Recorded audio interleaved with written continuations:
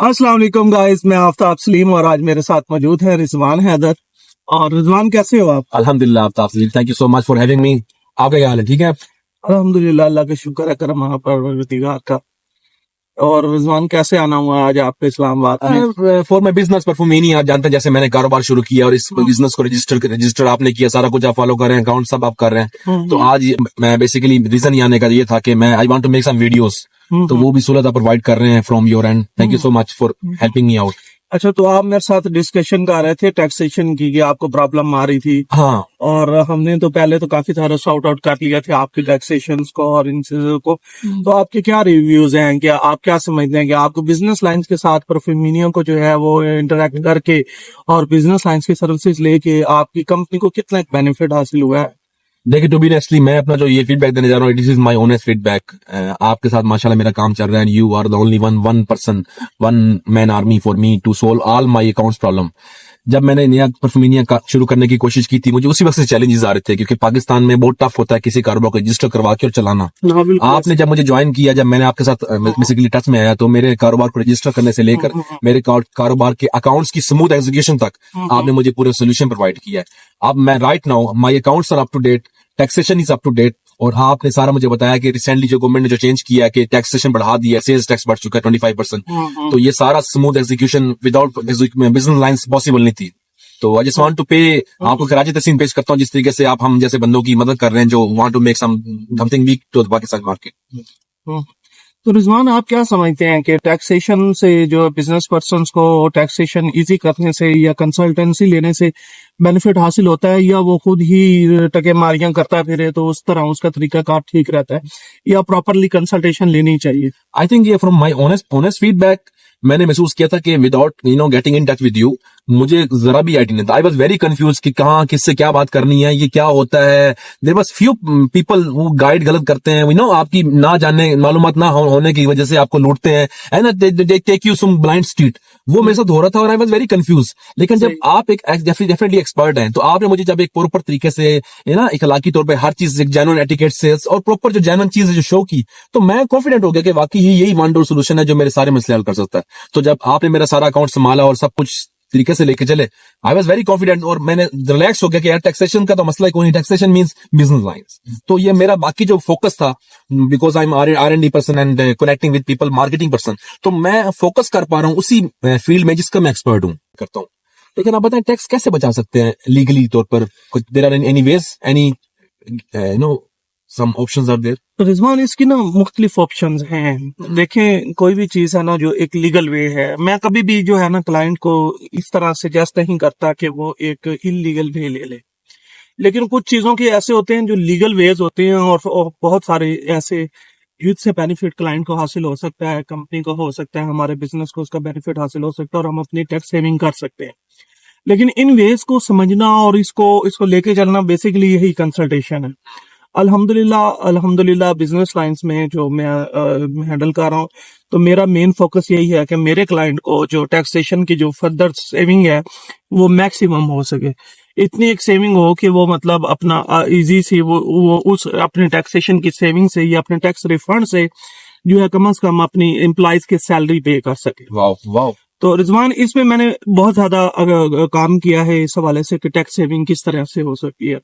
तो मैं आपको बी ऑनेस्टली बताऊं कि जब आप बिल्कुल लीगल वे में चलते हैं और आप उन चीजों को प्रॉपरली फॉलो करते हैं, सेल में भी परचेज में भी, मैं पहले इनडायरेक्ट टैक्स की बात कर रहा हूँ, सेल टैक्स की बात कर रहा हूँ, तो जब आप प्रॉपरली मैनर में चलते हैं कि जब जिससे आप जीएसटी अपना परचेजेस कर रहे हैं, आप उससे जीएसटी इनवाइस लें और उस जीएसटी इनवाइस को आप प्रॉपरली जो है वो इनपुट क्लेम करें और उस पे आपका 18% 17% टैक्स कटा हुआ होता है, तो आप उसका इनपुट क्लेम करें।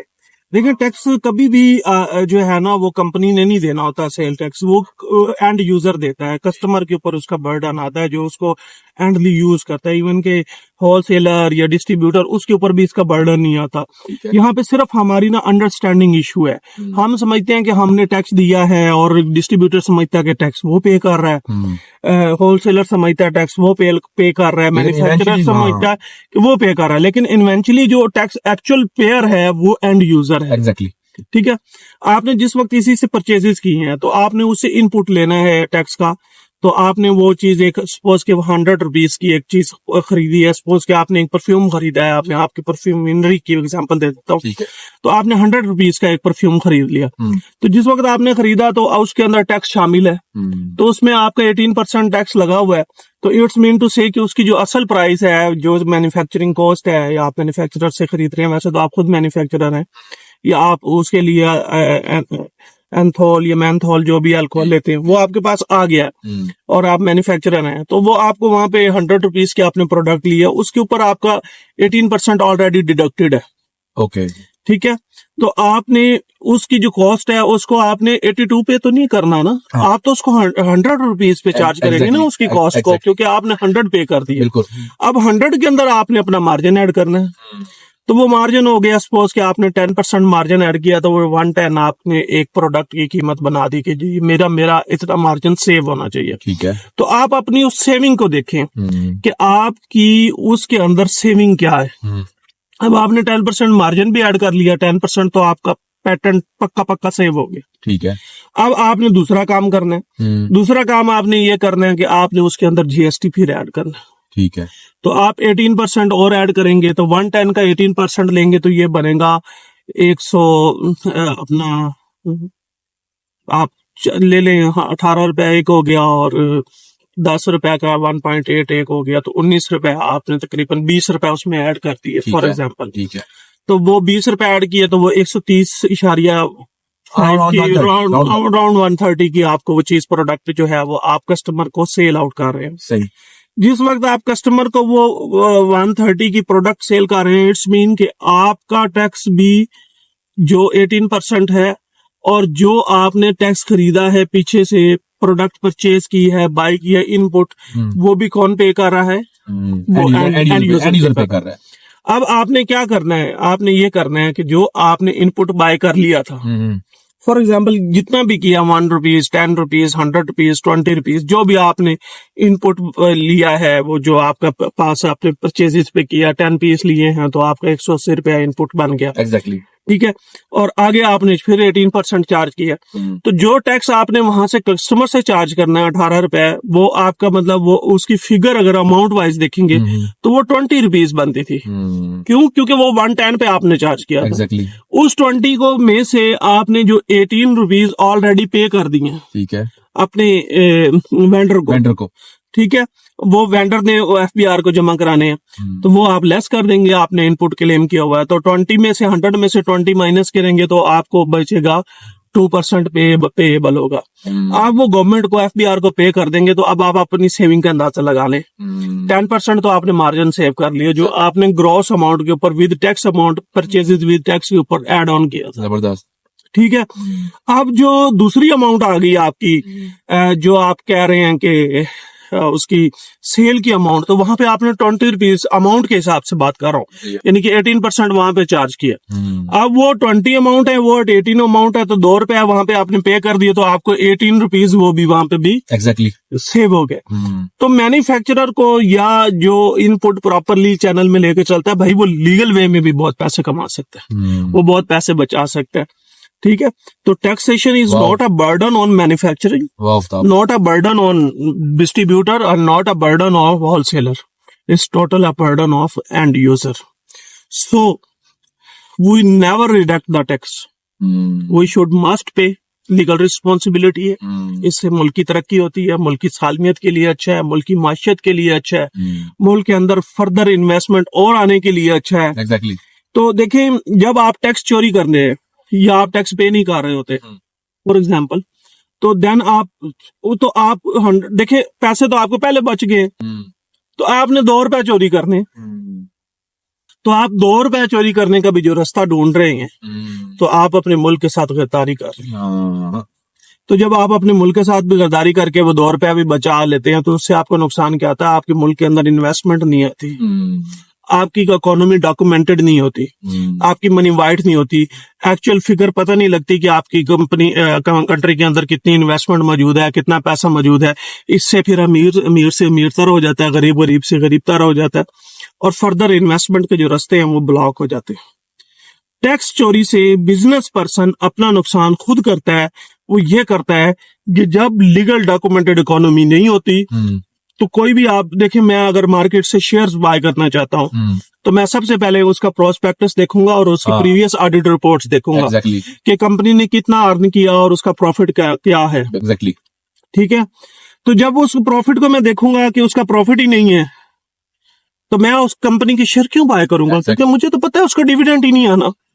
तो जब आप देखेंगे कि पाकिस्तान के अंदर जो आपका जीडीपी ही नहीं है, लोगों को सहूलतें ही नहीं है, पर कैपिटा इनकम ही कोई नहीं है, ग्रोस डोमेस्टिक प्रोडक्ट कुछ भी नहीं है, मैन्युफैक्चरिंग कुछ भी नहीं है, क्योंकि आपने तो मैन्युफैक्चरिंग करके भी उसको अनडॉक्यूमेंटेड किया हुआ है। एग्जैक्टली तो फिर आपके साथ कौन सा इंटरनेशनल इन्वेस्टर जो है वो आपके साथ इन्वेस्टमेंट करेगा। एग्जैक्टली तो ये हमारे बिजनेस कम्युनिटी ने, हमारे ताजर बिरादरान ने, हमारे मैन्युफैक्चरिंग बिरादरान ने अपने रास्ते खुद ब्लॉक किए हुए। तो मैं तो जो है इस चीज के हक में हूं, आप सेविंग करें, सेविंग के हजार रास्ते, टैक्स बचाने के हजार रास्ते, लेकिन लीगल रास्ते, कोई भी इनलीगल रास्ता आप मत अडॉप्ट करें। ठीक है, thank you so much Aftab, ये आपने एक बड़ी कीमती मेरे पास ये मालूमात पहले तो नहीं थी लेकिन अब है। Thank you so much for sharing this and I think I agree with you कि हर किसी को अपना हक अदा करना चाहिए। चोरी का पैसा वैसे भी किसी काम आता नहीं है, जिस जगह से आता है वो उस जगह लग जाता है। बेहतर है कि पीस थोड़ा इंसान हल्का सा डेफिनेटली एज जिम्मेदारी पे तो करना पड़ेगा, बिल्कुल लेकिन पीस ऑफ माइंड होना बहुत जरूरी है। पीस ऑफ माइंड, और इससे कारोबार में at the end of the day बरकत भी होती है कि अल्लाह ताला के हजूर एक आप हलाल तरीके से, हलाल वे से कमा रहे हैं, उसमें बरकत भी होती है। अच्छा रिजवान, यहाँ पे एक फिनोमिना हो रहा है। वो फिनोमिना ये है कि हमारे जितने भी बिजनेस पर्सन लोग हैं ये पे करने से डरते हैं। Not only tax, even debt salaries, skills को पे करते नहीं है। फॉर एग्जाम्पल, आपके पास एक परफ्यूम की स्किल्स है और मैं उस कंपनी को बनाता हूँ, मैं कहता हूँ कि रिजवान मुझे कंसल्टेंसी चाहिए कि आप मुझे R&D करके दें कि कौन सी प्रोडक्ट मैं कैसे बेचूं, किस तरह बेचूं, किस तरह बनाऊं, उसमें क्या उसके इंग्रेडिएंट्स क्या हैं, तो आप मुझे बताएंगे तो उससे मुझे क्या होगा, मुझे आसानी हो जाएगी। एग्जैक्टली जो मैंने A to Z सारी रिसर्च करनी है, R&D खुद करनी है, खुद करने के बाद फिर मैंने उसको लेके चलना है, तो वो आप क्या करेंगे कि वो आप मुझे प्रोवाइड कर देंगे। तो मैं आपकी R&D पे रिलाय करके जब बिजनेस को बनाऊंगा तो मेरा वो जो बीच में टाइम स्पैन है, सक्सेस रेशियो बढ़ जाएगी, मेरा टाइम स्पैन बचेगा, टाइम सेविंग होगी, मैं जल्दी ब्रेक इवन की तरफ चला जाऊंगा, जल्दी वहां पे चला जाऊंगा। सिमिलरली हमारे बिजनेस के अंदर बहुत सारे लोग ऐसे हैं, बिजनेस पर्संस, जो कंसल्टेंट हायर करते हुए डर, वो सोचते हैं कि हमने ये जो कंसल्टेंट को पैसा दिया ना कि शायद ये कहीं पे जाया हो रहा है। इवन डेट से जाया नहीं हो रहा होता। कंसल्टेंट आपको लीगल वे में बताता है, वो आपके लिए आसानी पैदा करता है, आपको टैक्स बचवा के देता है, आपकी सेविंग करवाता है, आपको सिक्योर रखता है, सेव रखता है। आप देखेंगे 98% रेशियो ऐसी है जो प्रॉपरली कंसल्टेंट से, जो FBR के रजिस्टर्ड पैनल के ऊपर कंसल्टेंट है, उनके थ्रू जो बंदे रिटर्न फाइल करते हैं, उनके 98% रेशियो ये है कि उनके नोटिस नहीं आते, उनकी डेफिशिएंसी नहीं लगती बाय द बुक्स।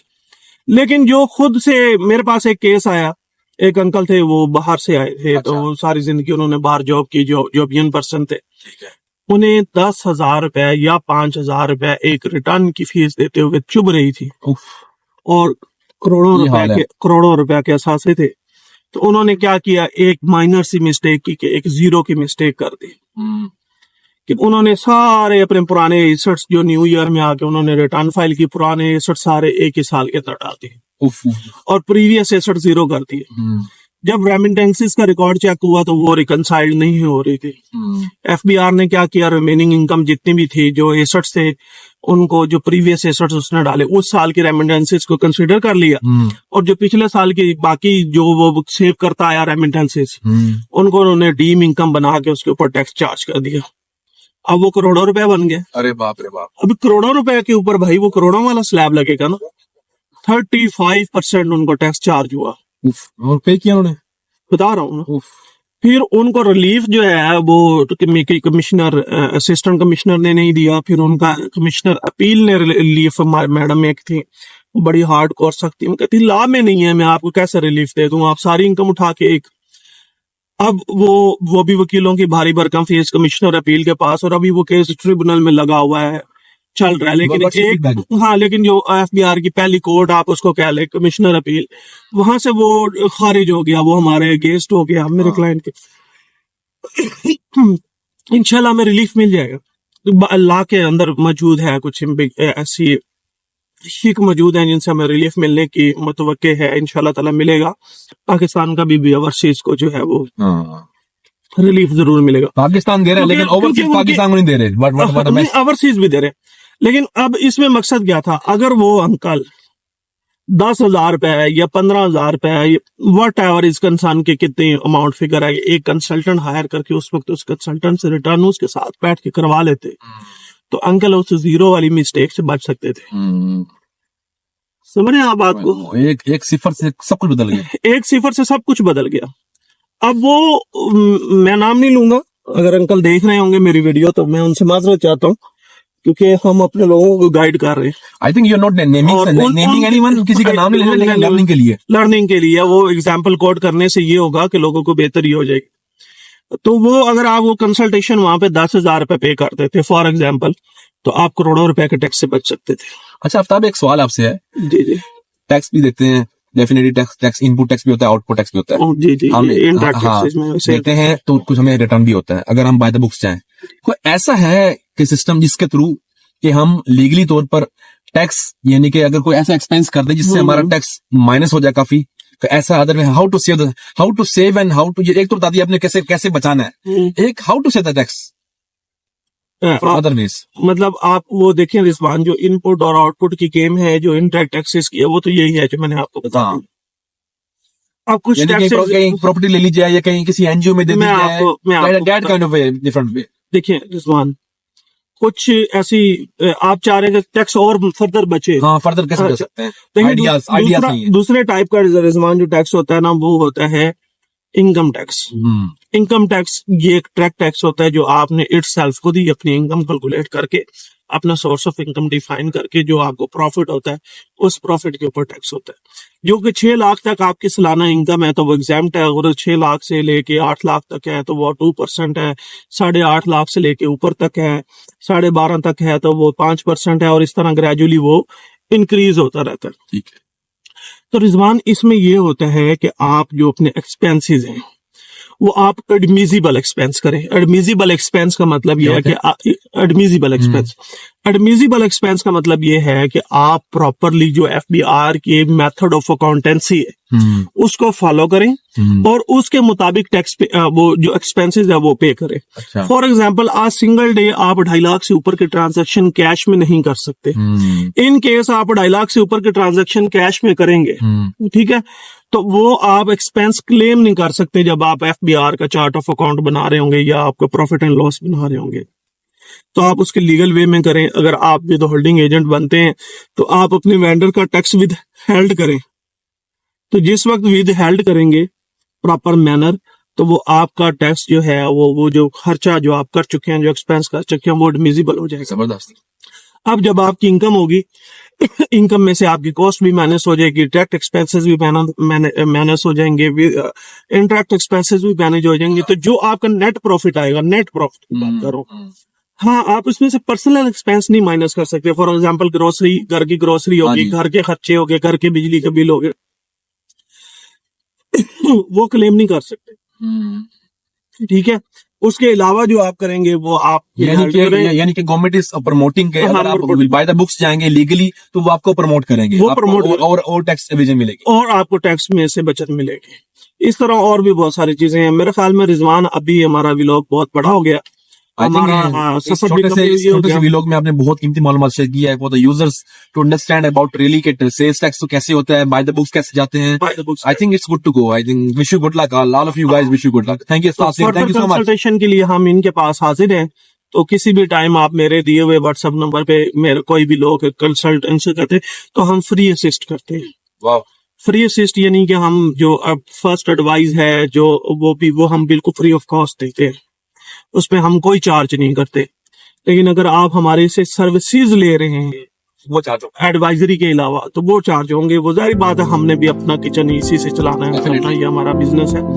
लेकिन हम जो लोगों को एडवाइस है, मशवरा अल्लाह ताला की तरफ से इंसान को नॉलेज दिया हुआ इल्म जो है ये अल्लाह के पास अल्लाह ताला की तरफ से दिया होता है, तो ये हम फ्री ऑफ कॉस्ट देते हैं, फीस भी लिल्लाह देते हैं। तो बाबे मदीनतुल इल्म के सदके जो है हमने अपनी ये सर्विस जो है ये फ्री ऑफ कॉस्ट रखी हुई है for all clients, for our peoples. जरूरी नहीं कि वो हमारा क्लाइंट हो, जो हमारा क्लाइंट नहीं है उसको भी हम ये सर्विस बिल्कुल फ्री ऑफ कॉस्ट देते हैं। इस बात पे तो मुझे सुनने पे याद आया, मैं बात क्लोज करना चाहूंगा दैट यू आर एक्चुअली आप you want to pay back to the community. Pay back to the community. Wonderful wonderful. It's वो गिफ्ट बाय माय गॉड और फिज़िबिलिल्लाह हम इसके सर्विसेज देते हैं। चलें गाइस, आप सब अपना ख्याल रखिएगा and wish you all good luck के ताकि आपके अकाउंट्स अपनी राय रास्त पे आ जाए।